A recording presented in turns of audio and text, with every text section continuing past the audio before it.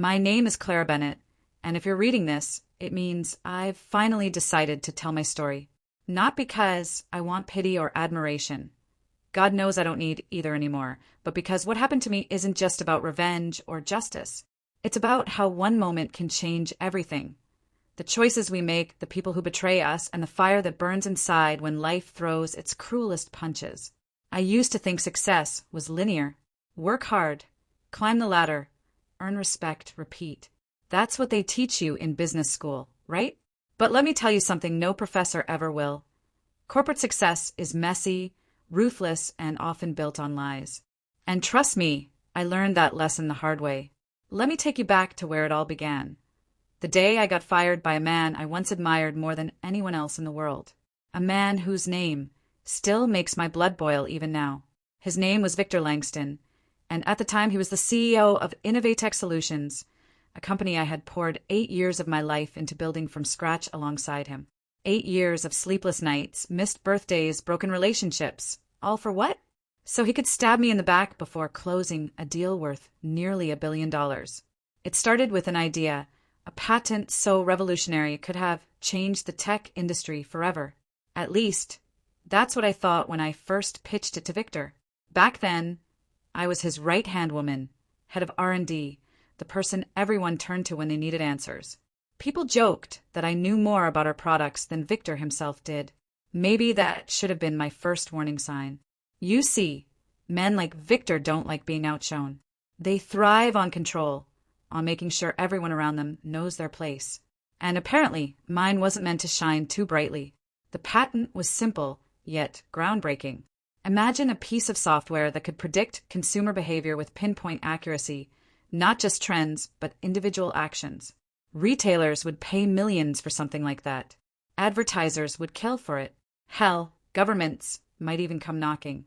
But most importantly, it would give Innovatech a competitive edge unlike anything the market had seen before. When I presented it to Victor, his eyes lit up like Christmas morning. He called it the future of data analytics and promised me full support to develop it further. But there was something off about the way he looked at me as he said those words. Something calculating, almost predatory. At the time, I brushed it off as excitement. After all, this was Victor, the man who hired me fresh out of grad school, who believed in me when no one else did. The man who told me during my interview, "Clara, you're not just another employee here. You're family." Funny how those words haunted me later. Fast forward 6 months, and things were moving faster than I'd ever imagined.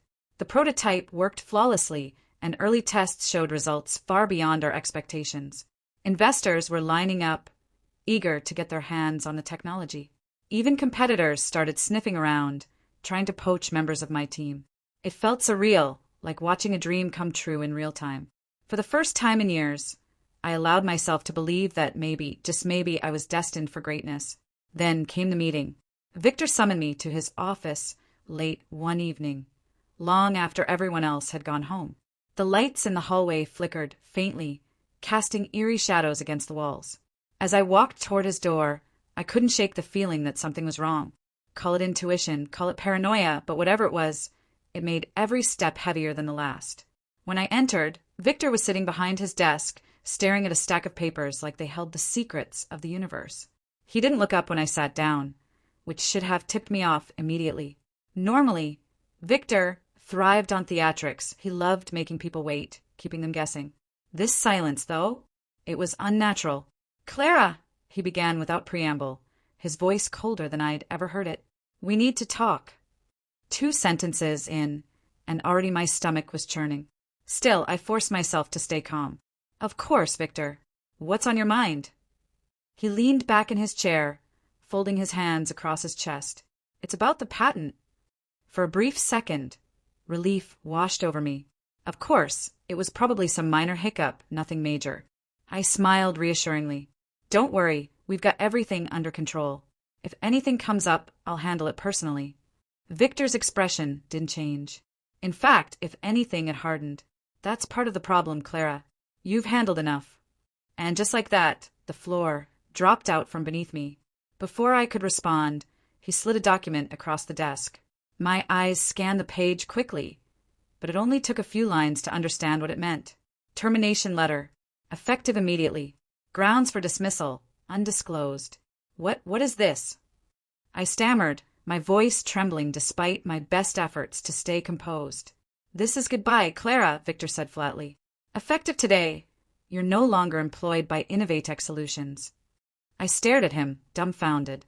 You can't be serious. We're days away from finalizing the patent application. You can't just cut me loose like this. Oh, but I can, he replied, leaning forward slightly. There was a glint in his eye now, something sharp and cruel. And I am.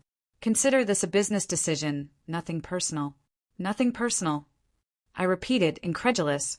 Victor, I've dedicated my entire career to this company. To you. How can you sit there and say this isn't personal?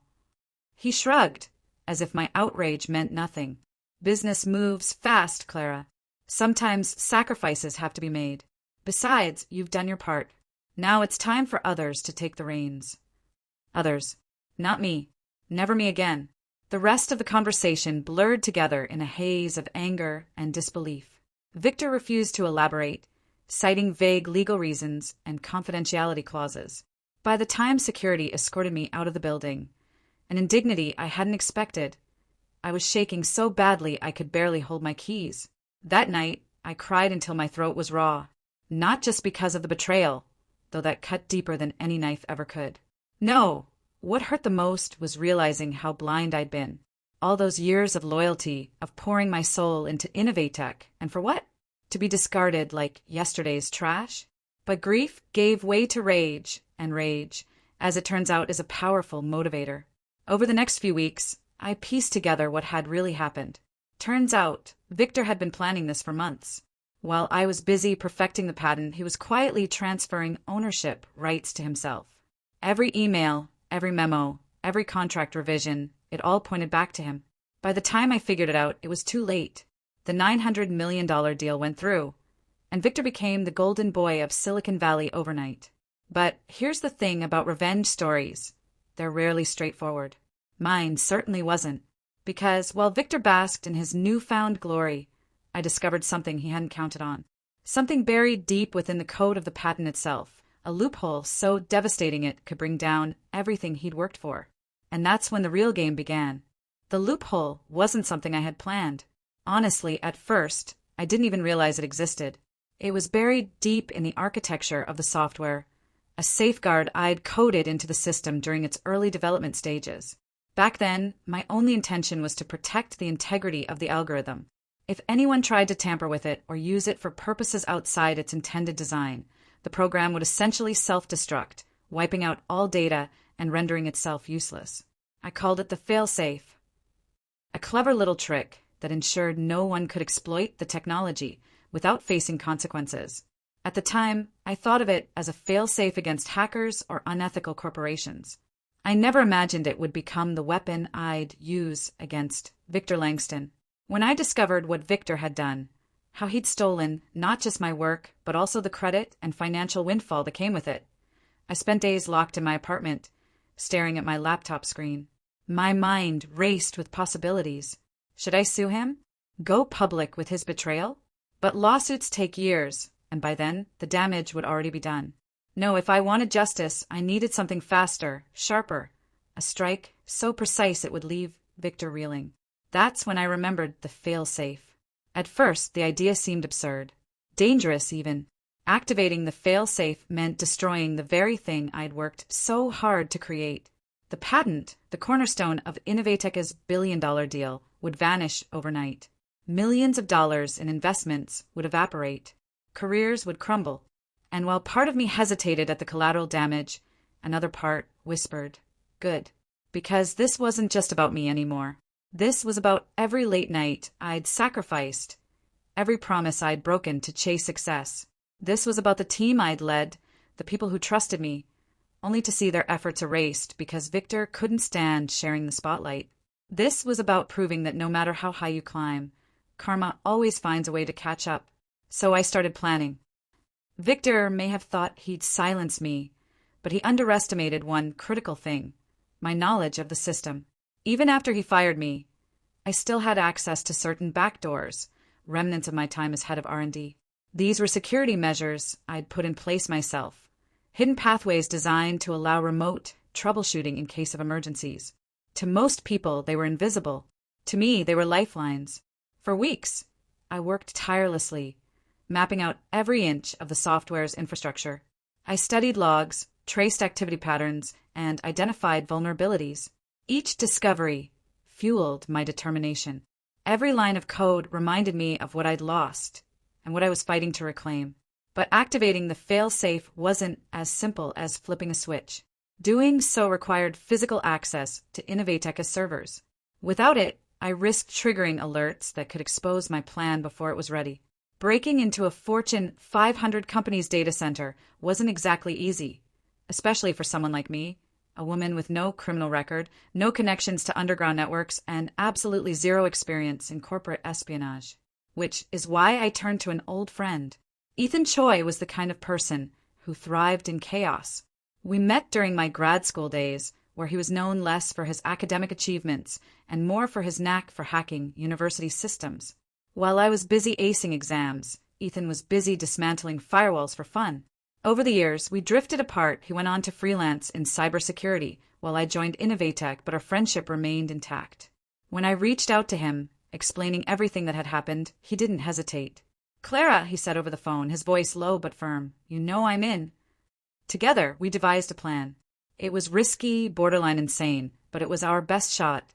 Our goal was simple: infiltrate Innovateka's headquarters, gain access to their primary server room, and activate the failsafe from within.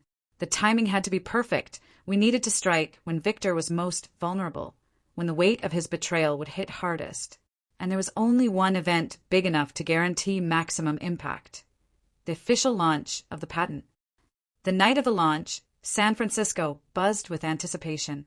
The venue was a sprawling convention center downtown, decked out in Innovateka's signature navy blue and silver branding. Journalists, investors, and tech moguls mingled beneath glittering chandeliers, sipping champagne and marveling at displays showcasing the patent's capabilities. Victor stood at the center of it all, basking in the adoration like a king surveying his kingdom. From my vantage point across the street, I watched the spectacle unfold through binoculars. My heart pounded as Ethan adjusted the earpiece, connecting us. "You ready for this?" he asked, his tone laced with nervous energy. "As ready as I'll ever be," I replied, tightening the straps of the backpack slung over my shoulder. Inside was everything we needed: tools, decoy devices, and a small tablet loaded with the activation sequence. Our plan hinged on distraction. While Ethan created a diversion inside the building, a simulated network breach designed to draw attention away from the server room, I would slip in undetected. Once inside, I'd upload the failsafe code and initiate the countdown. After that, it was a race against time to escape before the system imploded. It sounded straightforward in theory. In practice, however, things rarely go according to plan. Getting into the building proved easier than expected. Dressed in a sleek black dress and heels, I blended seamlessly with a crowd of attendees streaming toward the entrance. Security guards checked IDs briefly, but paid little attention beyond that. Everyone assumed I belonged, and in a way I did. This was my world too, once upon a time. Inside, the atmosphere was electric. Giant screens displayed live demos of the patent in action, highlighting its potential applications in industries ranging from retail to healthcare. On stage, Victor delivered a speech dripping with charisma, crediting himself and his visionary leadership for bringing the project to fruition. Not once did he mention my name. My jaw clenched as I moved through the throng, making my way toward the service corridors that led to the server room. Ethan's voice crackled in my earpiece. "Distractions live. You've got 10 minutes max." "Copy that," I muttered under my breath, rounding a corner and pulling out a keycard cloner I'd prepared earlier. With a few quick swipes, I bypassed the electronic lock and slipped into the restricted area. The server room was a maze of humming machines and blinking lights. Rows of towering racks stretched endlessly, each housing terabytes of data critical to Innovateka's operations. I found the main terminal quickly. It was exactly where Ethan said it would be, and connected my tablet. The screen lit up with lines of code, each one a step closer to unleashing the failsafe. But then, just as I began the upload process, I heard footsteps behind me. Freezing, I turned slowly, my pulse hammering in my ears. Standing in the doorway was none other than Victor Langston himself. He looked different up close. Not the polished CO I'd seen on stage moments ago, but a man visibly shaken. His tie was loosened, his face pale, and his eyes darted around the room with an almost frantic intensity. For a split second, I wondered how he'd known to come here. Had someone tipped him off? Was this entire plan doomed from the start? Then he spoke, his voice trembling with barely contained rage. "Clara, what are you doing?" I stared at him, my mind racing. There was no point denying it now. He'd caught me red-handed. All I could do was play the hand I'd been dealt. "What does it look like I'm doing, Victor?" I shot back, injecting as much venom into my words as possible. "Cleaning up your mess." His expression darkened. "You think this is some kind of game? Destroying this company won't fix anything. It'll only make you look desperate." "Desperate?" I laughed bitterly. "You took everything from me, Victor. My work, my reputation, my future. Did you really think I'd let you get away with it?" For a moment, neither of us moved. The tension between us was palpable, a storm brewing in the sterile confines of the server room. Then, without warning, Victor lunged forward, reaching for the tablet in my hands. Instinct kicked in. I sidestepped him, shoving the device deeper into the terminal's port. The failsafe code continued uploading, its progress bar creeping steadily toward completion. Victor cursed under his breath, grabbing at me again, but I twisted away, using the narrow space to my advantage. "You can't win this, Clara!" he shouted, his voice echoing off the walls. "Even if you destroy the patent, you'll destroy yourself too." "Maybe," I admitted, meeting his gaze head-on. "But at least I'll know I took you down with me." With that, the upload finished. A single beep signaled the activation of the failsafe. Across the room, Victor froze, his face draining of color as the reality sank in. Too late, he realized what was happening. Too late, he understood the magnitude of his mistake. And as alarms began blaring throughout the building, signaling the imminent collapse of everything he'd built, I allowed myself a small, bitter smile. Revenge isn't sweet. It's complicated, messy, and often leaves scars that never fully heal. But standing there, watching Victor's empire crumble around him, I felt something I hadn't felt in years. As the alarms blared and chaos erupted in the convention center, I slipped away unnoticed, blending into the panicked crowd. The fail-safe did exactly what it was designed to do, wiping out the patent and rendering Victor's billion-dollar deal useless. By morning, news outlets were ablaze with reports of Innovatech's catastrophic failure, and Victor Langston went from tech titan to pariah overnight. In the weeks that followed, something unexpected happened. Whispers of my role in exposing Victor's unethical practices began to surface. Former colleagues reached out, sharing stories of how they too had been wronged by him. Investors who had once ignored me now sought my expertise, eager to rebuild trust in an industry shaken by scandal. I didn't return to Innovatech or corporate life at all. Instead, I founded my own company, one built on transparency, collaboration, and innovation without exploitation. It wasn't easy, but for the first time I felt truly free. Free from bitterness, free from fear, and free to create on my own terms. One evening, as I stood on the balcony of my new office overlooking the city skyline, Ethan joined me with 2 glasses of champagne. "To second chances," he said, raising his glass. I clinked mine against his, smiling, and to doing things the right way. The road ahead wouldn't always be smooth, but I knew one thing for certain. I'd reclaimed not just my career, but myself, and that was worth more than any revenge.